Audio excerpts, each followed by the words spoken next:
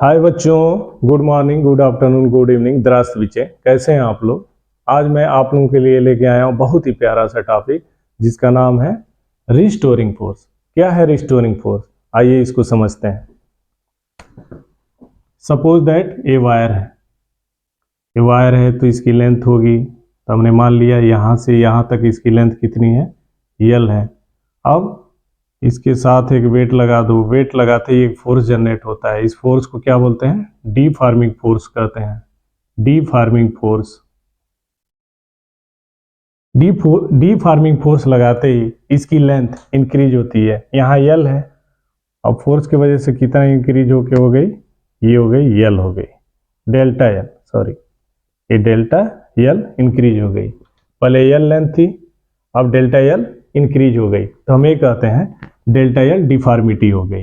अब एक क्वेश्चन ये आता है, कोई भी चीज ऐसे वेट लगाने के बाद खींचती है, नीचे आती है आती है आती है, और एक समय ऐसे आता है रुक जाती है। क्यों रुकती है, क्योंकि यहाँ पे फोर्स जीरो हो जाता है। कैसे जीरो होता है ये देखिए, जैसे लेंथ इंक्रीज होती है, यहाँ से इतनी आई, ठीक उसी समय वायर के अंदर ऊपर की तरफ एक फोर्स क्रिएट होता है। फिर लेंथ इंक्रीज होगी तो इस फोर्स की क्वांटिटी और बढ़ जाएगी, और इंक्रीज होगी इस फोर्स की क्वांटिटी और बढ़ जाएगी, और इंक्रीज होगी इस फोर्स की क्वांटिटी और बढ़ जाएगी। बढ़ते बढ़ते इस फोर्स की क्वांटिटी किसके बराबर हो जाएगी, जो नीचे हमने डिफॉर्मिंग फोर्स लगा रखा है उसके बराबर हो जाएगी। मान लीजिए नीचे 10 न्यूटन का फोर्स लगा रखा है आपने, तो 10 न्यूटन का फोर्स वायर के अंदर ऊपर की तरफ लगता है, तो 10 न्यूटन ऊपर 10 न्यूटन नीचे, तो इक्वल एंड अपोजिट है, इसलिए नेट फोर्स क्या हो जाएगा, जीरो हो जाएगा। नेट फोर्स जीरो होते ही ये इसका एक्सटेंशन स्टॉप होता है। जैसे यहाँ से बढ़ते बढ़ते बढ़ते यहाँ पे आया, यहाँ पे फोर्स जीरो होने की वजह से एक्सटेंशन इसका क्या हो गया, स्टॉप हो गया। अब जैसे ही, तो ये देखिए थोड़ा और बना लेते हैं, जैसे लेंथ इंक्रीज होगी एक फोर्स जनरेट होगा ऊपर की तरफ, लेंथ और इंक्रीज होगी, इस फोर्स की क्वांटिटी क्या होगी, और बढ़ेगी, और इंक्रीज होगी इस फोर्स की क्वांटिटी और बढ़ेगी। बढ़ते बढ़ते बढ़ते कितनी हो जाएगी, जितनी डिफॉर्मिंग फोर्स की क्वांटिटी है। अगर मान लें कि 10 न्यूटन डिफॉर्मिंग फोर्स है नीचे की तरफ, तो इसमें क्या हो जाएगा, ऊपर की तरफ 10 न्यूटन फोर्स, ये आ गया हमारा 10 Newton 10 Newton 10 Newton 10 Newton equal है। और ये देखिए डायरेक्शन, नीचे डिफॉर्मिंग फोर्स, ऊपर एक फोर्स काम कर रहा है इसके अपोजिट, तो एक दूसरे से क्या हो जाएंगे, ये कैंसिल हो जाएंगे। तो यहाँ से नेट फोर्स कितना हो जाएगा हमारा, जीरो हो जाएगा। नेट फोर्स जीरो होगा, इसके वजह से ही इसका एक्सटेंशन यहाँ पे स्टॉप हो जाएगा और नीचे नहीं खींचेगा। अब आगे जैसे इस डिफॉर्मिंग फोर्स को हटाते हैं, डिफॉर्मिंग फोर्स को हटाएंगे तो ये फोर्स क्या करेगा कि इस डिफॉर्मेशन को रीस्टोर करेगा। मतलब क्या हुआ, ये वाला जो पॉइंट है यहाँ पे देखिए, ये यहाँ आ जाता है, यानी इस फोर्स की वजह से ये पॉइंट यहाँ पे आ जाता है। ये फोर्स इस डिफॉर्मेशन को रीस्टोर करता है, इसलिए इस फोर्स को क्या बोलते हैं, रिस्टोरिंग फोर्स बोलते हैं।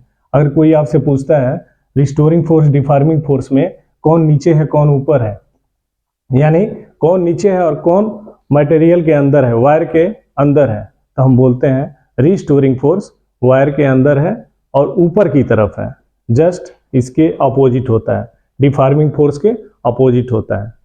अब एक बार और देखते हैं इसको। मैं ये बोला कि जैसे L लेंथ का वायर है, जैसे ही इसके साथ वेट लगाते हैं एक फोर्स जनरेट होता है, इस फोर्स को बोलते हैं डिफॉर्मिंग फोर्स। इस डिफॉर्मिंग फोर्स की वजह से इसका लेंथ इंक्रीज होते होते कितना हो जाता है, डेल्टा L हो जाता है। इस डेल्टा L को कहते हैं कि मतलब डेल्टा L डिफॉर्मिटी आ गई। अब यहाँ ये देखते हैं, यहाँ से इंक्रीज होना स्टार्ट हुआ, इंक्रीज होते होते होते होते होते होते यहाँ पे आता है और यहाँ पे स्टॉप हो जाता है। कोई पूछता है क्यों स्टॉप हो गया बताओ, तो हम बोलेंगे जैसे थोड़ी सी लेंथ नीचे इंक्रीज होती है, ठीक उसी समय वायर के अंदर ऊपर की तरफ एक फोर्स क्रिएट होता है। लेंथ और थोड़ा नीचे इंक्रीज होगी तो इस फोर्स की क्वांटिटी और बढ़ जाएगी, और लेंथ इंक्रीज होगी इस फोर्स की क्वांटिटी और इंक्रीज हो जाएगी, और होते होते इंक्रीज होते होते उतना हो जाएगी जितना कि नीचे डिफॉर्मिंग फोर्स है। तो यहाँ पर अगर हम मान लें नीचे हमने लगाया था डिफॉर्मिंग फोर्स 10 न्यूटन और ये हो गया 10 न्यूटन ऊपर की तरफ, तो 10 न्यूटन इक्वल हो गया। डायरेक्शन देखिए, नीचे है डिफॉर्मिंग फोर्स, ऊपर है रीस्टोरिंग फोर्स। तो डिफॉर्मिंग फोर्स किसके बराबर है? रीस्टोरिंग फोर्स के बराबर है, तो यानी इक्वल एंड अपोजिट है, तो इसलिए एक दूसरे से कैंसिल हो जाएंगे और नेट फोर्स क्या होगा? 0 हो जाएगा। अब देखिए, कोई भी चीज अपने जगह पर वापस क्यों आती है? क्यों आती है वापस? बताइए। रिस्टोरिंग फोर्स की वजह से कोई भी चीज वापस आती है अपने जगह पे। यहाँ था डिफॉर्मेशन, यहाँ पे आ गया, कौन लाया? ये फोर्स लगाया, ये फोर्स लाया। और ये फोर्स कहाँ है? वायर के अंदर है, ऊपर की तरफ है। यही फोर्स इस पॉइंट से इस पॉइंट पे लाता है, यानी डिफॉर्मेशन को रिस्टोर करता है, इसलिए इस फोर्स को रिस्टोरिंग फोर्स कहते हैं। इलास्टिसिटी में हमने बताया था, कोई भी चीज अपने जगह पे वापस आती है, उसका रीजन होता है इलास्टिसिटी। सेम वैसे ही यहाँ पे इस फोर्स के वजह से, ये जो फोर्स लग रहा है ऊपर की तरफ है रिस्टोरिंग फोर्स, इस रिस्टोरिंग फोर्स की वजह से इसका डिफॉर्मेशन यहां से यहां वापस आता है।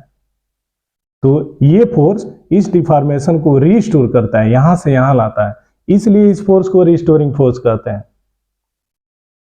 अब तो बच्चों फाइनली एक बार और हमने एल लेंथ की वायर लिया, इसके साथ वेट लगा दिया, वेट लगाते ही एक फोर्स जनरेट होता है, इस फोर्स को बोलते हैं डिफॉर्मिंग फोर्स।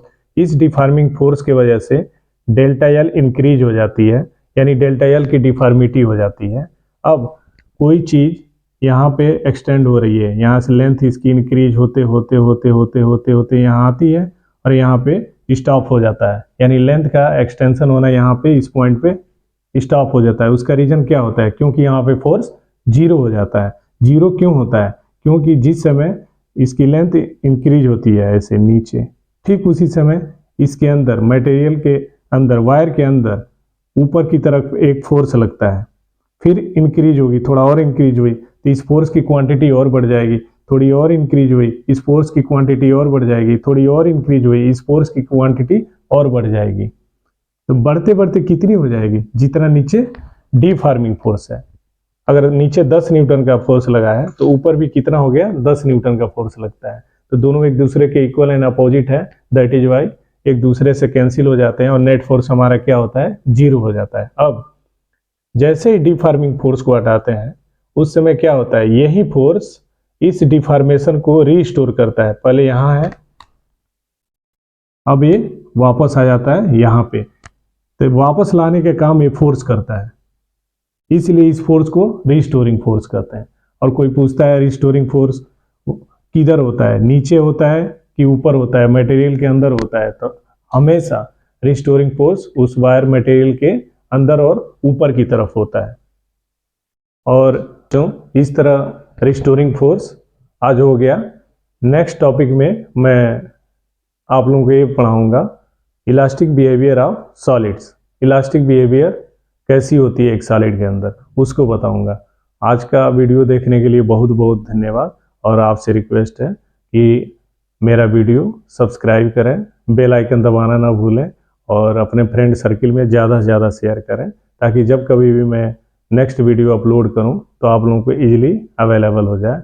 ऐसे वीडियो देखने के लिए बहुत बहुत धन्यवाद। Thank you.